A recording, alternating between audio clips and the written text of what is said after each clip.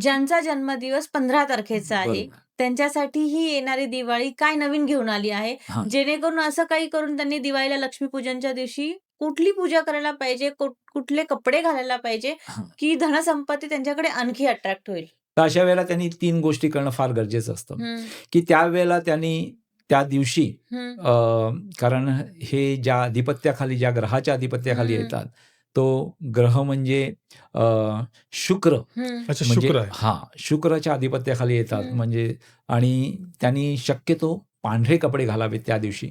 लक्ष्मीपूजन करताना. लक्ष्मीबाईच्या दिवशी देवीच्या समोर त्यांची आराधना करावी हं, आणि महाकाली, महालक्ष्मी, महासरस्वती, नवदुर्गेची पूजा त्यांनी त्यावेळेला करायची. अच्छा.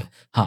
आणि हा मंत्र जप करायचा, महाकाली, महालक्ष्मी, महासरस्वते नमः. हं, हा मंत्र जप 108 वेळा करायचा आहे. हं, देवीला तुळशीची पानं देवाला अर्पण करायची आहेत हं, हं. आणि या वेळेला त्यांनी बताशेचा नैवेद्य नैवेद्य. त्या देवीला दाखवायचा आहे. अच्छा. आणि हे करताना कारण त्यांच्यावर अशी पण लक्ष्मीची कृपा असते. हं, पण हे वर्ष जर त्यांनी लक्ष्मीची पूजा केली, हं. की त्यांच्यासाठी खूप सुख आणि समृद्धीने जाईल.